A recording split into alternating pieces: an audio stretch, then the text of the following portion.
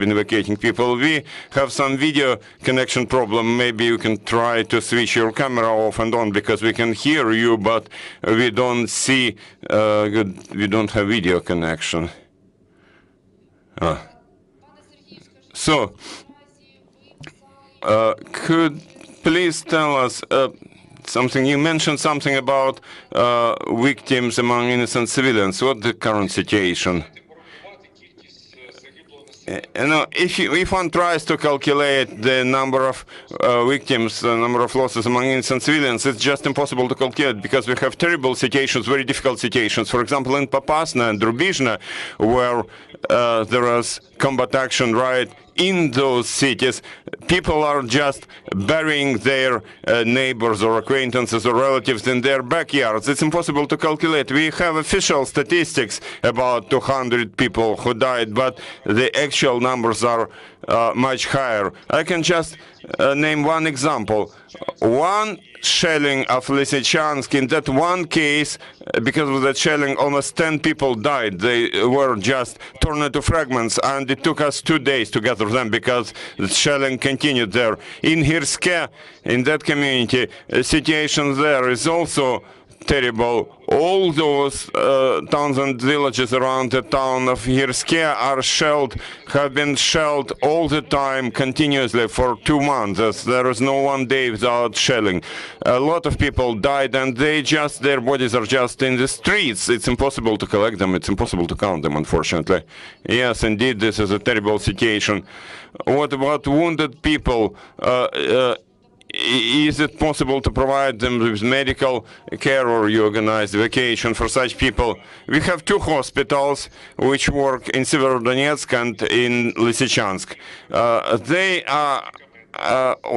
have all the necessary medicines. We have supplied with them additional ambulance cars, because nowadays cars are just like expendables. Any shelling may destroy a lot of equipment, a lot of vehicles, so we keep a reserve of several ambulance cars for both Lysychansk and Severodonetsk. We have collected fuel from various places, and we keep that reserve, so that if our base is shelled, we would have a reserve. And all difficult patients, we try to evacuate them in Dniprovska Oblast, in other oblasts, because our hospitals would be unable, with increased shelling, would be unable to provide medical care. So they stabilize those patients or those wounded people, and then we evacuate them from the oblast. Mr. Gaidai, could you tell us, we all see that during the last day there have been heavy battle action near Kremenivka, or in Kremenivka. What's the situation there? In Kremina, sorry. Unfortunately, by now, those orcs, those aggressors, have already occupied the city of Kremina. Our defenders had to withdraw, because they were defending Kremina for almost 2 months, and the enemy had already targeted pretty much every meter of our defense line, and everybody clearly understood that, you know, there is nothing to keep there, nothing to hold, and nothing to find, nowhere to find shelter. And now our warriors were dying without defeating the enemy, so they withdrew, and they stay in their new positions, and they continue fighting in the Russian army, but in a more effective way.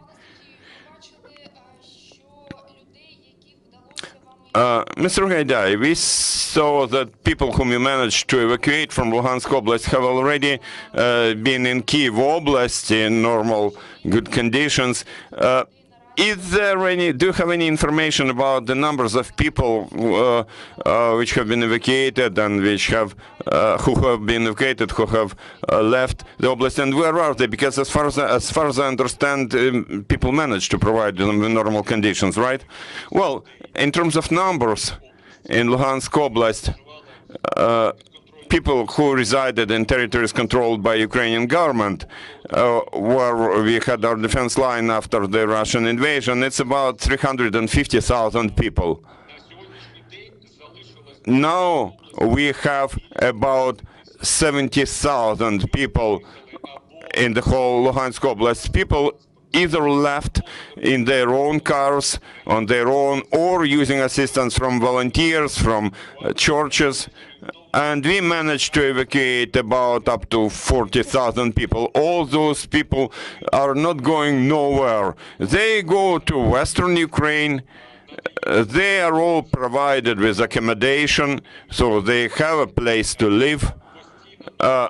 They are constantly provided with normal food, clothing, individual hygienic items, and medical assistance if needed. And then those people decide on their own whether they want to go, and there is a possibility to go to further to some European countries to get a refugee status there, or to look for a job, or just to wait until we win and territories are deoccupied and they will be able to return to their homes, to their apartments, if those still exist. If not, then, you know, now the government has been developing a program for fast construction. And that construction would not be some container-like modular temporary residence. No, it's about fast construction of normal residential buildings, 4-story buildings with all those rooms, bathrooms, and everything, like with all those amenities in place. And people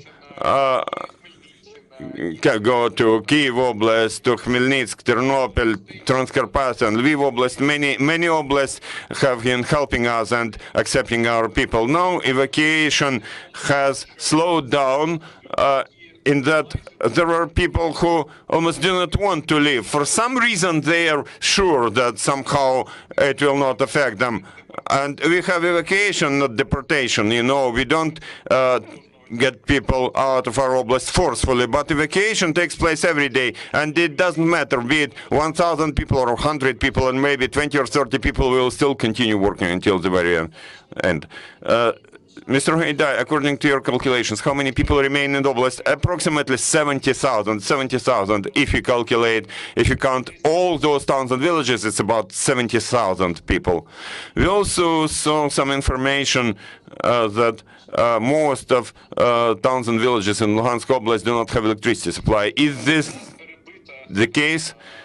Well, with Russian shelling, almost all critical infrastructure has been broken. It's not just about electricity as such. Now, we can say that it's almost impossible to restore water supply. We need to construct it anew.